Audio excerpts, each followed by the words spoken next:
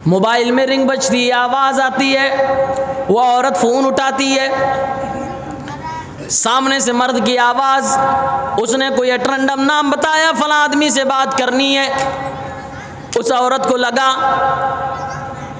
कि शायद कोई अजनबी हो, कहने लगी हुआ उस नाम का मेरे घर में कोई नहीं है। हाँ मेरे शौहर हैं, अगर कहो तो बात करवा दें। वो आदमी कहता है आपके शौहर भी हैं? कहने लगी हाँ मेरे शौहर भी हैं, मेरे बच्चे भी हैं, मैं बच्चे वाली औरत हूँ, 20 साल के 18 साल के मेरे बच्चे हैं। मैं ये बताना चाह रहा हूँ किस तरह से ये रॉन्ग नंबर वाले औरतों को बेवकूफ़ बनाते हैं, किस तरह से इसने बेवकूफ़ बनाया, पूरा लिखा हुआ उस किताब में। उस आदमी ने बेवकूफ़ बनाना शुरू कर दिया, कहने लगा मैडम आप शादीशुदा हैं, आपके 18 साल के बच्चे हैं, लेकिन आपकी आवाज़ तो किसी स्टूडेंट की तरह लग रही है, कोई तालिब इल्म की तरह लग रही है, कॉलेज में पढ़ने वाली लड़की की तरह लग रही है, कम सिन औरत की तरह लग रही है। ये कैसी तीर थी, ये कैसा वार था जिस वार से, जिस तीर से आमतौर से औरतें बच नहीं पाती हैं। ये तारीफ की भूखी होती है। जब जवान उस आदमी ने उसकी तारीफ की, फौरन वो औरत उसकी बातों में फिसल गई, फौरन वो औरत उसकी बातों में फंस गई। अब बात करने लगी, बात करते करते वक्त ऐसा गुजर गया कि उसको पता ही ना चला।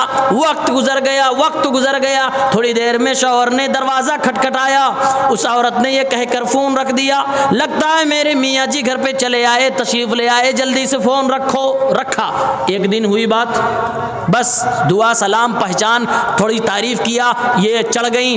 और दूसरे दिन सुबह जैसे शौहर फिर ऑफिस जाता, बच्चे पढ़ने जाते हैं, फिर उसका फ़ोन आता है, फिर इस तरह से बात होने लगती है।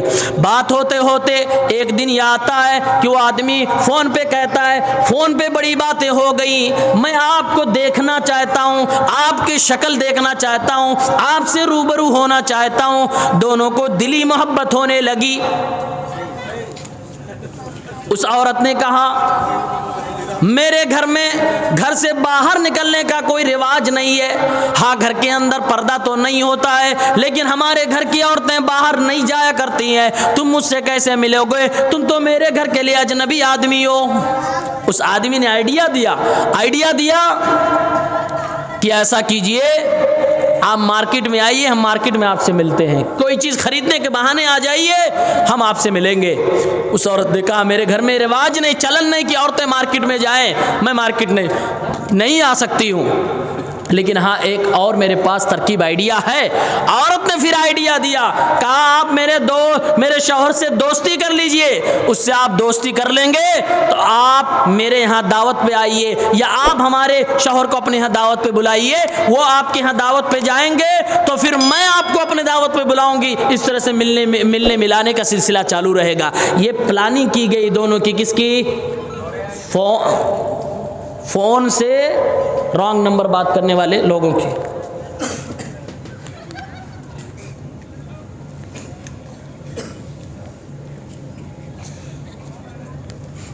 इंशाअल्लाह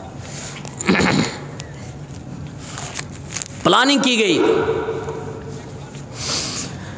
अब प्लानिंग के तहत उसने पता किया तेरे शौहर का नाम क्या है, पता किया, हाँ क्या काम करता, ऑफिस कहाँ, पूरा एड्रेस दे दिया। पहुँचा, भाई साहब अस्सलाम वालेकुम। वालेकुम सलाम रहमतुल्लाहि व बरकातुहू। बड़ा बेहतरीन, मतलब दोस्ती उसको करनी थी, घर तक पहुँचना था, बेहतरीन तरीके से इस्तकबाल किया, दोस्ती की, और बहुत अच्छे से मिला जुला, तोहफे तहाइफ भी दिया। आज मिला, दूसरे दिन मिला, तीसरे दिन मिला, दोस्ती बढ़ती गई। जब उसको लगा कि अब तो ये मेरा दोस्त बन चुका है, तो एक दिन कहने लगा ओ भाईजान, अब हम तो दोस्त बन चुके हैं, आप मेरे घर पे दावत पे क्यों नहीं तशरीफ़ लाते? आइए मेरे घर पे, हम दावत करना चाहते हैं, कल भाभी को लेकर घर पे आइएगा। अब वो दोस्त बन चुका है, दोस्त कभी जल्दी इनकार नहीं करता। अब भाभी कहने पे चिढ़ता भी नहीं है, दोस्त है तो भाभी तो कहेगा ही मेरी बीवी को, लेकिन वो भाभी के नीचे भी कुछ और था। तो कहने लगा शौहर बड़ा सीधा साधा, कहने लगा मेरी बीवी किसी के यहाँ दावत खाने भी जल्दी नहीं जाती, आज तक मैं अपने किसी दोस्त के यहाँ दावत अपनी बीवी को लेकर नहीं गया हूँ। मैं घर जाकर अपनी अहलिया से पूछूंगा, अगर वो तैयार होगी तो मैं कल तुम्हें तुम्हारे यहाँ दावत करने आऊँगा। कहा ठीक है। उसको पता था कि प्लान तो उसी का है, जवाब वहाँ में तो मिलने ही वाला था। घर में जाकर उसने जब पूछा अपने बीवी से कि हमारा दोस्त है, ये नाम है, सारा मैडम को पता है, ये नाम है, फला दोस्त है, फला कारोबार करता है, उसने मुझे दावत पे तुम्हारे साथ बच्चों के साथ बुलाया, क्या तुम चलोगी? बीवी फौरन कहती हाँ हाँ क्यों नहीं, जब आपका दोस्त है तो हम आपके दोस्त से बेवफाई क्यों करेंगे? आपका दोस्त है तो उसके साथ ताल्लुकात बना के रखने पड़ेंगे। और दो चूड़ी अपने शौहर को समझा दिया। शौहर बेचारा अभी मामले को भांप ना पाया, लेकर अपने बच्चों को, बीवी को उसके घर गया। घर पे जब वो औरत पहुंचती है तो देखती है कि जिसपे दिन भर घंटों घंटों बात हुआ करती थी, वो आदमी भी शादीशुदा है, उसकी भी एक खूबसूरत बीवी है। उससे पूछती है तुम शादीशुदा हो? तुमने बताया नहीं।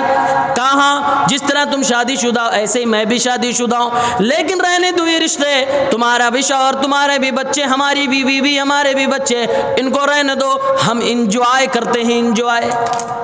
ये मामला तय हो गया। दावत खा के घर वापस आ गए। अब जो एक दिन गुजरा तो वो औरत की मक्कारी देखो।